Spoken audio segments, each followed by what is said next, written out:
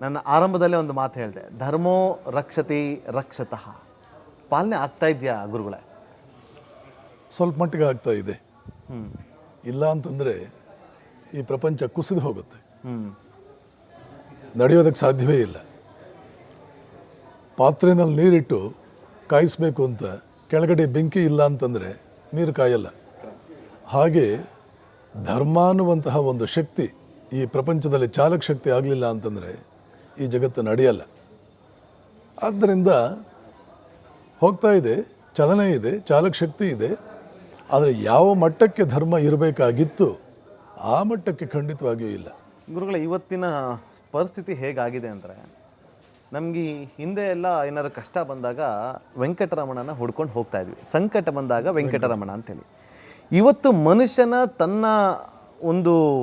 ಆತನ ಒಂದು ಬುದ್ಧಿಗೋಸ್ಕರ ಒಂದು ಸಂಕಟ ಬಂದಾಗ ಯಾವ ರೀತಿಗೆ ವೆಂಕಟರಮಣ ಅಂತ ಹೇಳ್ತೀವಲ್ಲ, ಅದೇ ರೀತಿಯಾಗಿ ಧರ್ಮವನ್ನು ಬಳಕೆ ಮಾಡ್ಕೊಳ್ತಾ ಇದ್ದಾನ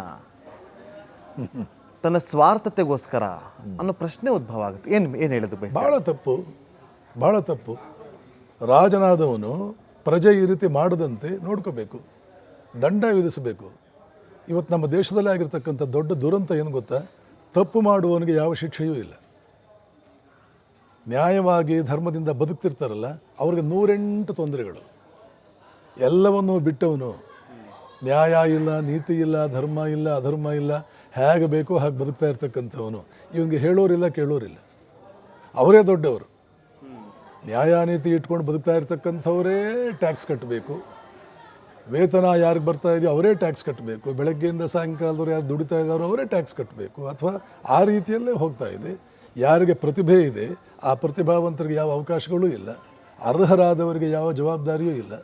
ಅರ್ಹರಾದವರಿಗೆ ತಮ್ಮ ಅರ್ಹತೆಯನ್ನು ತೋರಿಸಿ ಸಮಾಜಕ್ಕೆ ಏನಾದರೂ ಒಂದು ಸ್ವಲ್ಪ ಕೊಡೋಣ ಅಂತಂದರೆ ಅವಕಾಶಗಳೇ ಇಲ್ಲ. ಇದೇ ಒಂದು ಕಾವಿ ಬಟ್ಟೆಯನ್ನು ಧರಿಸಿ ಜನರ ನೆಮ್ಮದಿಯನ್ನು ಹಾಳು ಮಾಡುವಂಥ ಕೆಲಸಗಳು ಆಗ್ತಾ ಇದೆ ಅನ್ನೋ ಆರೋಪಗಳು ಇದು ರಾಜಕೀಯವಾಗಿ ಕೇಳಿಬರ್ತಾ ಇದೆ. ಇಂಥ ಆರೋಪಕ್ಕೆ ನಿಮ್ಮ ಪ್ರತ್ಯುತ್ತರ ಏನು? ಯಾವುದೇ ಕಾವಿ ಹಾಕಿರ್ತಕ್ಕಂಥ ವ್ಯಕ್ತಿ ರಾಜಕೀಯ ಪಕ್ಷದೊಡನೆ ತನ್ನನ್ನು ಗುರುತಿಸ್ಕೊಳ್ಬಾರದು. ಒಬ್ಬ ರಾಜಕೀಯ ವ್ಯಕ್ತಿ ನನ್ನ ಹತ್ರ ಬರಬಹುದು, ಒಬ್ಬ ಭಕ್ತನಾಗಿ, ಒಬ್ಬ ದೇಶದ ಸೇವಕನಾಗಿ ಒಂದು ಮಾರ್ಗದರ್ಶನ ಪಡ್ಕೊಳ್ಳೋದಕ್ಕೆ ನನ್ನ ಹತ್ರ ಬರಬಹುದು.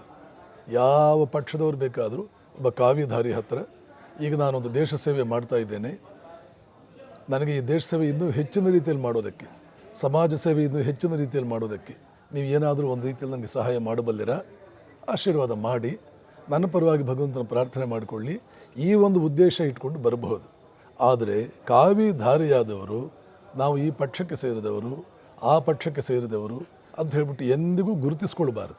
ಯಾವುದೇ ಪಕ್ಷದಲ್ಲಿರ್ತಕ್ಕಂಥ ವ್ಯಕ್ತಿ ಒಳ್ಳೆ ಕೆಲಸ ಮಾಡಿದರೆ, ಯಾವ ಪಕ್ಷದಲ್ಲಾದರೂ ಇರಲಿ, ಭಾಳ ಒಳ್ಳೇದು ಮಾಡಿದ್ಯಪ್ಪ, ನಿಂಗೆ ಒಳ್ಳೇದಾಗಲಿ, ಶಬಾಷ್ ಅಂತ ಅನ್ನಬೇಕು. ಅವರು ಆ ಪಕ್ಷದಲ್ಲಿದ್ದದ್ದಕ್ಕೆ ಶಬಾಷ್ಗಿರಿ ಕೊಟ್ಟಿದ್ದಲ್ಲ. ದೇಶವನ್ನು ಕಾಡ್ತಾ ಇದ್ದಂಥ ಒಂದು ಸಮಸ್ಯೆಯಿಂದ ದೇಶವನ್ನು ಇವರು ಪಾರು ಮಾಡಿದರು. ಹಲವಾರು ವರ್ಷಗಳಿಂದ ದೇಶವನ್ನು ತಿಂತಾ ಇದ್ದಂಥ ಸಮಸ್ಯೆಗಳಿದೆ ಅಂತ ಇಟ್ಕೊಳ್ಳಿ. ಆ ಸಮಸ್ಯೆಗಳಿಂದ ಒಬ್ಬ ವ್ಯಕ್ತಿ, ನಾಯಕ, ಮುಖ್ಯಮಂತ್ರಿಯೋ ಪ್ರಧಾನಮಂತ್ರಿಯೋ ಆ ಸಮಸ್ಯೆಗಳಿಂದ ದೇಶವನ್ನು ಪಾರು ಮಾಡಿದರೆ ಅವ್ರು ಯಾವ ಪಕ್ಷದಲ್ಲಿ ಪಕ್ಷವನ್ನು ಮರೆತು ನೀವು ಒಳ್ಳೆ ಕೆಲಸ ಮಾಡಿದ್ರಿ. ಋಷಿ ಮುನಿಗಳು